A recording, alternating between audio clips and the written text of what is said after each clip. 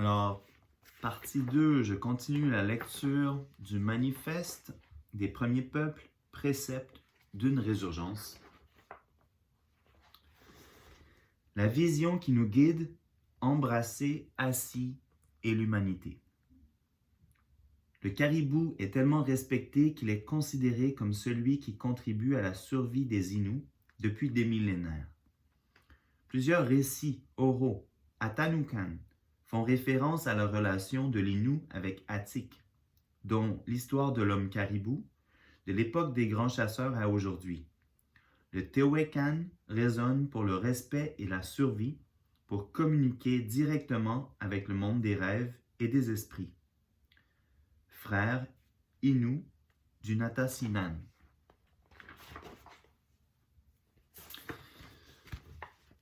Notre souveraineté, dans sa conception ancestrale de responsabilité, qui nous permet d'articuler nos rapports avec toute forme de vie ainsi qu'entre nous, est toujours opérante. Plusieurs d'entre nous n'ont jamais renoncé à leurs obligations envers la Terre et l'humanité. Nos philosophies sont toujours valables et leurs fondements épistémologiques sont des valeurs sûres pour évaluer le monde, ses institutions et préparer l'avenir. Pendant longtemps, on nous a réduits au silence, à l'effacement, en invalidant nos connaissances et notre désir de les partager, de les offrir, mais aussi notre manière de les mettre en action. Ces connaissances appartiennent à l'humanité. Elles recèlent de grandes vérités sur notre monde et notre relation à lui, aux autres, à nous-mêmes. Aujourd'hui, nous souhaitons encore partager ces connaissances que beaucoup d'entre nous portent en eux, qui nous aideront à faire des choix éclairés pour demain. La prophétie Anishinaabe des 7 feux enseigne qu'à l'ère du 7e feu, nous devrons choisir entre la voie de la technologie et celle de la spiritualité. Il s'agira donc de faire le choix entre l'expansion illimitée et la domination de la nature ou la recherche d'un nouveau rapport au monde et à la condition, dans l'humilité, le respect de la terre et de tout ce qui l'habite, ainsi que la reconnaissance qu'il y a plus grand que soi. La première voie est celle qui mène directement et irréversiblement à la destruction planétaire. La deuxième voie mènera au 8e feu, cercle de la réunion de l'humanité. Nous sommes présentement plongés au cœur de la fureur du 7e feu, au cœur d'un brasier qui consume la terre, les peuples et toutes les espèces vivantes, oiseaux, animaux, poissons, insectes, végétaux. Il s'agit d'une crise planétaire, d'un empoisonnement de l'eau, de l'air, des sols, du vivant, du corps et des âmes. L'exploitation des puissances de vie par le feu du génie moderne corrompt tout. On extrait des entrailles de la terre ses richesses, on harnache les rivières, les fleuves, on rase les forêts, on défigure assis. Le colonisateur est un faux savant qui ignore l'origine de son être et de ses actes, alors qu'il se prétend pourtant maître et possesseur de la terre. La deuxième voie de la prophétie est celle offerte par le 8e feu. On ne peut enchaîner l'élite de la société dominante et la contraindre à emprunter cette direction. Mais puisque nous sommes enchaînés à elle, que nous partageons le même destin planétaire et que nous subirons les conséquences de son délire de puissance, de sa présence toxique sur Assis, nous pouvons l'entraîner dans notre mouvement vers le cercle du 8e feu. Il faudra retrouver le sens ancien d'être Innu, humain. Donner un sens à la douloureuse histoire coloniale et accepter d'accueillir dans nos rêves les visions du monde de demain, celles d'une société à refonder. Nous devrons redonner à la terre ce qui lui fut pris sans son consentement, nourrir ce qui nous nourrit. Nous sommes, par l'héritage de nos ancêtres, les gardiens et gardiennes de Assis. Nous avons cette haute responsabilité de la protéger de la cession, entre autres par nos propres dirigeants, et de la destruction, de la préparer à recevoir les générations à venir. Comme premier peuple, notre responsabilité est de défendre la terre et ceux qui l'habitent. Cette éthique de respect et de générosité est le fondement même de notre philosophie. Tshakapesh est un des héros mythiques des premiers peuples de la grande famille algonquienne. Il est de retour à travers le souffle des derniers aînés qui transmettent la mémoire vive de ses exploits d'autrefois et leur sagesse ancestrale, que le colonisateur a échoué à faire taire ou à faire tomber dans l'oubli. Tshakapesh est de retour pour une nouvelle épreuve, une épreuve si grande, si périlleuse, si difficile, si complexe, pleine de dangers et tellement funeste qu'elle ne pourra pas la surmonter seule, sans nous. Épreuve historique qu'on racontera comme la plus belle victoire des peuples, du peuple de Tshakapesh.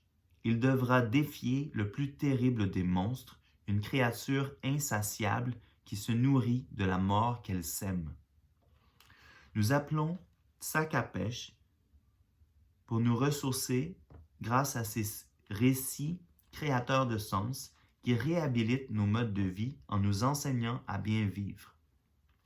Des récits qui nous montrent la voie d'un être humain conscient, de sa participation cosmique à l'ensemble du vivant. Ce sont des récits de sagesse qui enseignent comment transformer la mort en cercle éternel de vie, qui régénère notre mémoire pour surmonter le génocide. Tshakapesh, orphelin né dans la mort, qui a guéri la peur de la mort, nous guide vers le 8e feu, nous aide à accomplir notre devoir sur Assis, menacé par la destruction industrielle. Ceci est notre responsabilité.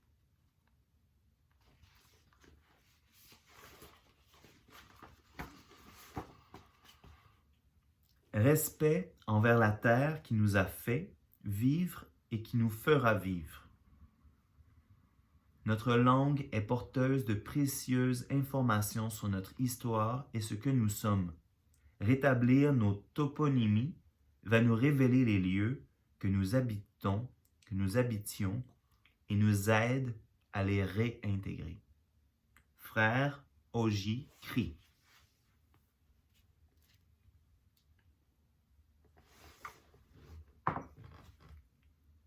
Ne cédez jamais votre terre, recommandent les aînés aux plus jeunes, car c'est elle qui nous a fait vivre et qui vous fera vivre. Depuis des temps immémoriaux, nos peuples propulsent et dirigent leurs canaux, s'autodéterminent sur Assis, dans le plus grand respect de tout ce qui vit.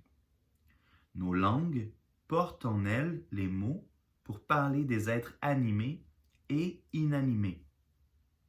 Les lois transmises sur Assis nous expliquent de ne jamais trop prendre, d'agir avec frugalité, car nous devons veiller à la régénération pour les générations futures. Nous devons prendre en considération les impacts écologiques et environnementaux de nos actions, de nos choix. Ces lois nous enseignent que l'équilibre de la nature est très fragile et que nous avons la responsabilité de le respecter et de le perpétuer. Cet équilibre doit également être respecté par tous les visiteurs qui s'introduisent sur Assis. Aujourd'hui encore, nous demandons aux gardiens et gardiennes d'Assis de nous y accueillir. Nous leur demandons la permission avant d'y entrer. Demander le consentement des gardiens et des gardiennes est une pratique ancestrale fondamentale. Cela implique le respect d'Assis, de ses lois et des personnes qui en ont la responsabilité et qui la connaissent. Le principe du consentement s'étend à tout le règne du vivant. Nos cérémonies nous permettent d'entrer en communication avec l'esprit des animaux et de recevoir leur offrande. Assis est la source de nos identités culturelles. Nos langues y sont nées et elle a enfanté nos cultures. Nous connaissons Assis parce que nos ancêtres y ont laissé leurs traces, y ont vécu et en ont partagé la mémoire. Ils nous ont transmis Assis dans l'état où ils l'avaient reçu eux-mêmes. Et nous avons à notre tour l'obligation de la transmettre aux générations futures. Elle est source de vie et doit rester source de vie. Assis est inaliénable. Apu Ataoueyan pour nous, car elle a une valeur inestimable. Nous ne pouvons pas vendre la vie. De la même manière, il est impossible de négocier notre responsabilité envers la terre, car ce sont nos familles que l'on met en péril. Ne serait-il pas inconcevable de demander à un père ou à une mère d'échanger sa responsabilité de parent contre de l'argent? En ce sens, nous saluons nos frères et nos sœurs maoris de Wanganui qui ont réussi, après 140 ans de lutte, à faire reconnaître au fleuve Wanganui des droits équivalents aux droits humains. Des gardiens et gardiennes furent nommés pour assurer la protection de ces droits. Pour nous, la terre, l'eau et l'air possèdent les mêmes droits à la vie, au respect de leur dignité et à la sécurité que tout être humain, car en eux réside la vie. L'éthique du respect envers toute forme de vie. Avoir un bon esprit, avoir un bon cœur et promulguer de bonnes paroles, voilà la grande loi de la vie, plus puissante que n'importe quelle arme. Aîné Mi'kmaq.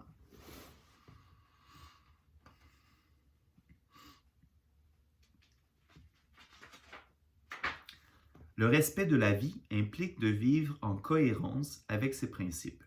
Si Assis est vivante, alors nous devons faire en sorte de ne pas gaspiller ce qu'elle porte et de protéger les êtres les plus vulnérables. Il s'agit de préserver ce qui nous est offert, de ne pas prendre inutilement et d'être reconnaissant pour le don reçu. Le respect de la vie implique également de ne pas faire souffrir ce qui est vivant et de traiter avec dignité et bonté jusqu'aux plus fragiles formes de vie. Dans le respect de la terre, nous partageons ce qui nous est offert. Nous rendons généreusement ce qui nous est donné. Nos excès finissent toujours par nous revenir d'une manière ou d'une autre. Aujourd'hui, la terre, les rivières, les océans, les différentes espèces hurlent leur agonie, leur mutilation, et nous préviennent que l'espèce humaine est celle qui court le plus grand danger. Si nous perpétuons ces transgressions et ces abus envers la terre et la vie, c'est à notre propre anéantissement que nous contribuons. Un anéantissement qui passera par de grandes souffrances, des famines, la maladie, la guerre et la peur. Par analogie, le respect de la vie implique le respect de la dignité humaine partout où elle se trouve. Non seulement doit-on protéger les droits fondamentaux des personnes, mais aussi défendre l'humanité dans son ensemble. Nous avons la responsabilité de partager équitablement nos richesses avec les autres, surtout les plus vulnérables, et d'assurer le bien-être de tous au même titre que notre propre bien-être. Notre éthique du respect se prolonge dans les cérémonies et les rituels où nous entrons en relation avec l'esprit des ancêtres et ceux des animaux qui nous guident, nous transmettent leurs enseignements. Ces cérémonies nous permettent d'accéder au monde du rêve à travers lequel des vérités sont révélées et des solutions sont proposées. Notre éthique du respect envers toute forme de vie protège et célèbre la dignité des êtres.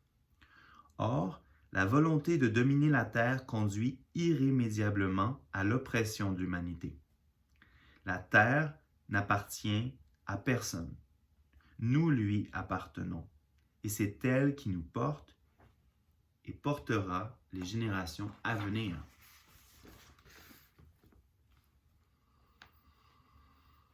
Au cœur d'une révolution symbolique. Nos médecines sont présentes partout sur le territoire. Nous devons respecter leurs forces pour jouir pleinement de leurs effets bénéfiques. Aîné Micmac. Rétablir les paramètres de notre mémoire.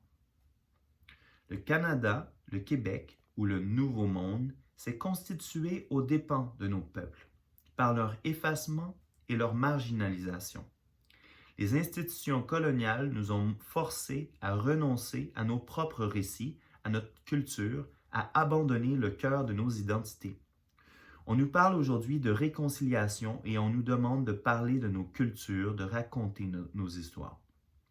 Ces histoires sont enfouies, cachées, et le trésor de nos mémoires culturelles est enseveli sous les mémoires traumatiques et des montagnes de souffrance. Si notre condition actuelle est une production et le fruit de 500 ans de colonialisme, nous avons besoin d'en faire le récit pour comprendre notre condition humaine aujourd'hui. Nous ne pouvons pas compter sur les sociétés québécoises et canadiennes, ni sur les conseils de bande, pour nous accompagner dans ce processus, soit de comprendre jusqu'où et comment nos mémoires proches et anciennes sont assiégées, tout comme assis. Il est donc fondamental de créer des espaces de libération de la parole pour raconter nos récits de vie et les faire confluer vers une nouvelle trame collective. Ces mémoires, une fois enregistrées, peuvent être partagées, reçues et ainsi revigorer nos consciences historiques. Nous pourrons alors nous délester du poids de nos traumatismes et de nos souffrances, accéder aux sources riches et rafraîchissantes de nos grandes traditions orales, patrimoine de l'humanité. Une fois réconciliés avec le sens de cette souffrance imposée, nous démolirons les barrages qui nous séparent de nos mémoires culturelles, de nos récits anciens et de la parole de nos aînés. Les initiatives et les moyens déployés, incluant la recherche, doivent concrètement redonner la parole aux gens eux-mêmes, à commencer par les aînés, et permettre de documenter nos traditions orales tout en les rendant accessibles afin d'en faire des points de référence valables pour le présent et l'avenir.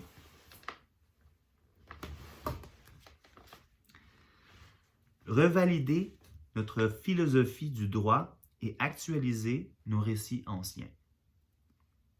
Nous connaissons nos philosophies et nos traditions juridiques. Nous savons aussi qu'elles ne sont pas respectées par les États canadiens et québécois.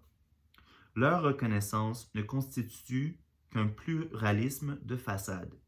Nous savons aussi que l'avenir sera constitué à partir de nos philosophies de droit. Leur invalidation ne peut plus durer. Une grande révolution est présentement en cours sur le plan juridique. Cette transformation de fond ne concerne pas seulement les Premières Nations, même si ce sont eux qui l'amorcent en rétablissant leurs récits anciens, leurs chants, leurs danses, leur observation de la nature comme source du droit. Notre conception du droit est riche et porteuse de solutions concrètes pour l'environnement et l'humanité. Elle porte l'idée que la Terre elle-même est source de loi et que l'humain y a accès par l'observation de la nature, de la diversité des vies qu'elle fait naître et abrite. Nos traditions orales, nos récits anciens, sont la condensation de milliers d'années d'observation et d'écoute attentive d'assis, des animaux, des plantes et de tous les éléments de la nature. C'est la terre qui nous enseigne le droit, qui est notre grand livre des lois. Et nos récits sont des leçons. Ils contiennent des règles claires, des principes et des valeurs pour configurer nos rapports avec assis, mais aussi entre nous. Tout est encore là. Plusieurs premiers peuples au Canada et ailleurs dans les Amériques et à travers le monde rétablissent leur récit comme boussole pour diriger leur société, développer leurs institutions, résoudre leurs problèmes et leurs conflits, faire justice, éduquer et entrer en relation avec les autres peuples.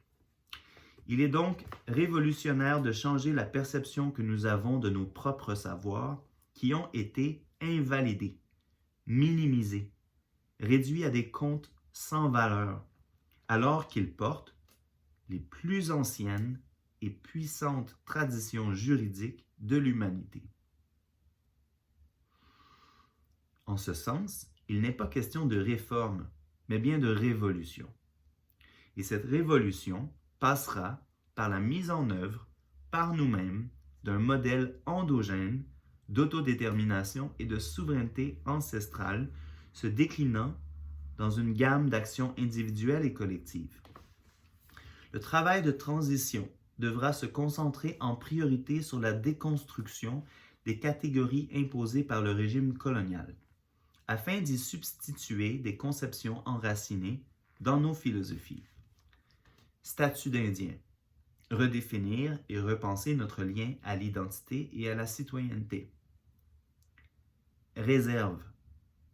Repenser notre rapport à assis et rétablir notre souveraineté ancestrale comme fondement de nos interactions avec la Terre. Conseil de bande. Imaginer le monde post-réserve et repenser notre autodétermination et nos modes de gouvernance à partir de nos valeurs millénaires de respect, d'égalité et de recherche du consensus.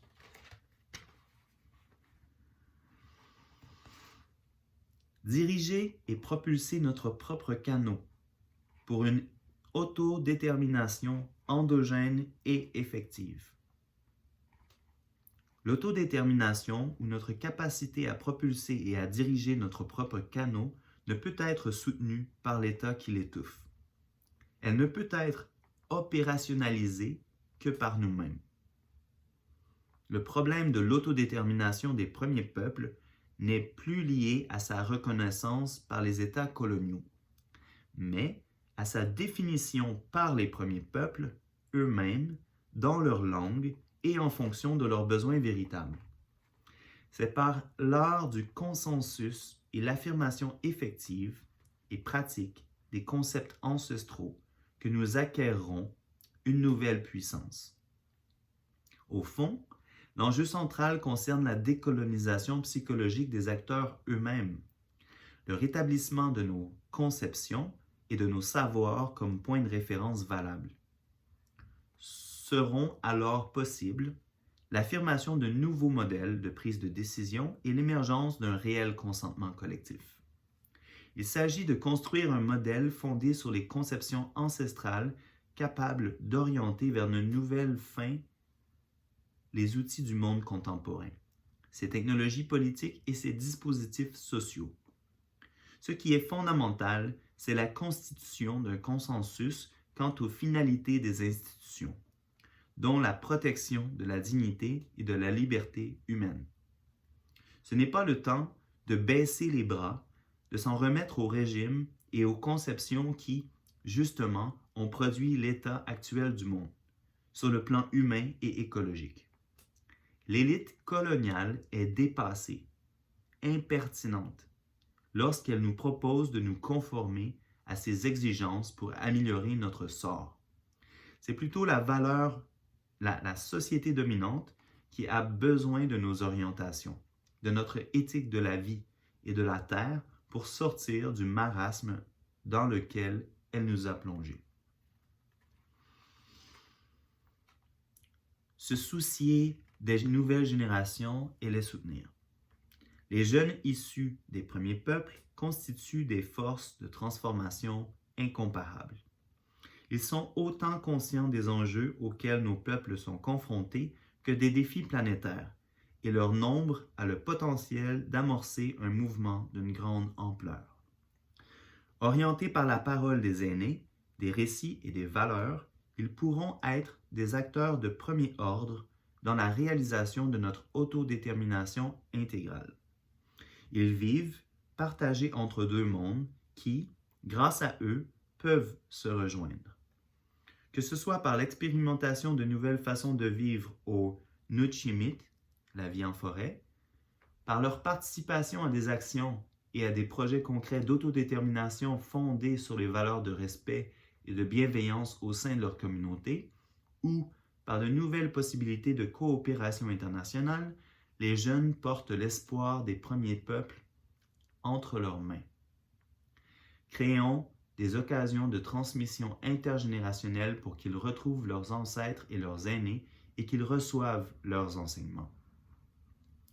Générons des espaces d'échange où les enjeux les plus importants pour eux et les futures générations seront abordés et où des projets concrets d'autonomisation seront planifiés et mis en œuvre. Il est crucial d'échanger avec d'autres peuples au Canada et ailleurs dans le monde afin de comprendre comment les expériences liées au colonialisme nous sont communes. Il sera, dès lors, possible de partager des savoirs et des solutions pour une véritable libération des esprits et permettre l'émergence d'un imaginaire assez fécond pour détruire les barbelés.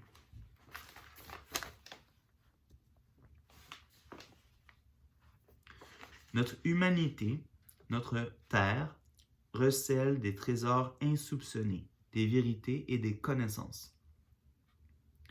Malgré la souffrance, l'humiliation et la violence, nous continuerons d'y accéder et de les redécouvrir. Cependant, nous devrons respecter certains principes fondamentaux qui guideront notre quête. Ces principes, nos frères et sœurs Anishinaabeg les expriment dans Mino Bimaadi Ziwin, la voie de la bonne vie, ou vivre de la bonne façon. Mino Bimaadi Ziwin rejoint les philosophies de beaucoup des premiers peuples. C'est une vision du monde portée par la bienveillance du cœur et de l'esprit, par la vérité et l'honnêteté, par le courage et l'humilité envers la terre et nos semblables. Ces valeurs, lorsqu'elles sont honorées dans toutes nos relations, nous révèlent les plus grandes beautés et vérités de notre univers. Ce sont ces principes qui guident notre révolution symbolique en marche, celle qui nous mènera vers une plus grande justice envers notre terre nourricière et l'humanité qui la défendra. Un mode de vie cohérent à chaque instant avec tout ce qui rend la vie sur terre possible. Fin du texte du manifeste des premiers peuples, précepte d'une résurgence. Texte écrit par le collectif Ishpinimitao ou Chikawinu Assi. Assi qui veut dire mère-terre.